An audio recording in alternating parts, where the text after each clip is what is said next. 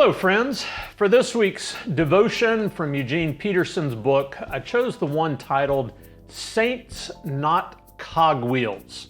So this is what he has to say. For a long time, all Christians called each other saints.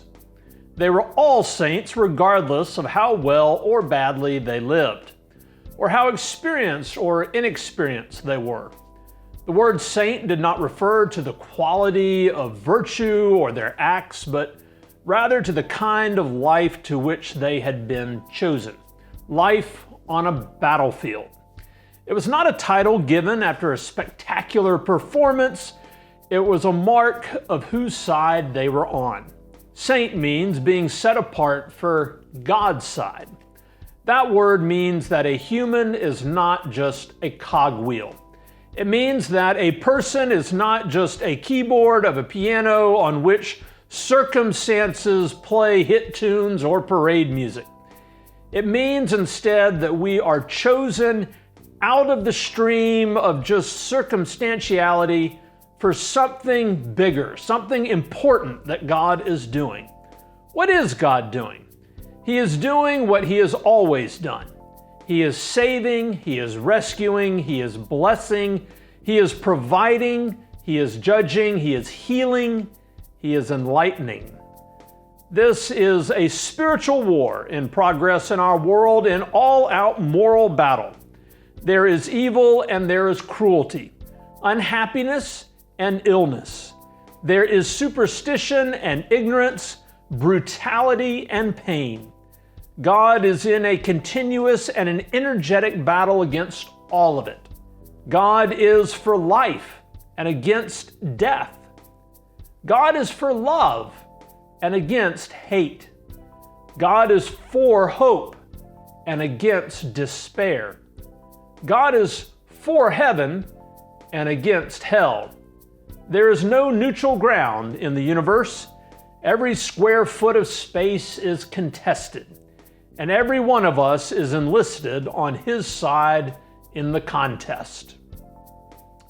I like Peterson's take on being a saint, and while in some sense I agree that there is no neutral ground on issues of life and death, love and hate, hope and despair, I might nuance that a bit by saying that there are certainly a lot of gray areas in this world that we live in. It's complicated.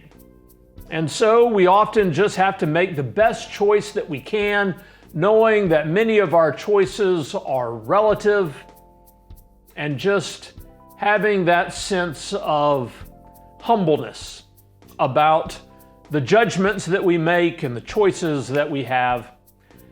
Other than that, though, I like this notion of saint for a couple of reasons. First, it's the thought that saints are not extra good or holy people. They are just regular, imperfect, sometimes broken, sometimes wise, sometimes good people trying to follow Jesus. So the second thought here is that saints, though, as followers of Jesus, are not content just letting things be, or sitting on the sideline, or looking the other way when other people are behaving badly or meanly or saying hateful things or being divisive. We're not content with that kind of a world. So saints take a side with Jesus. Saints try to make a difference in the lives and in the community around them. Paul said something about the kinds of fruits that saints should try to show. Love instead of hate, joy instead of negativity, peace instead of divisiveness, patience instead of impatience, kindness instead of being mean or judgmental, gentleness instead of forcing ourselves or our way on other people, generosity instead of just serving ourselves, and certainly the last one, good self-control. Sometimes it's hard to stay patient in a given situation or hard not to judge someone's actions in a particular case But overall, if we generally behave and think in those ways, I think it for sure makes a difference to the people around us. And there may be other specific things we can do to make a difference in the name of Christ in the life of someone else. Some skill that we may offer, some gift that we have that we can use to benefit others. We'll talk about this a little bit during our stewardship season coming up. So in these kinds of terms, who are people that you have known that seem a little saintly, I guess? And in what ways might you be kind of saintly yourself? So have a good week. Saints, friends, go in peace.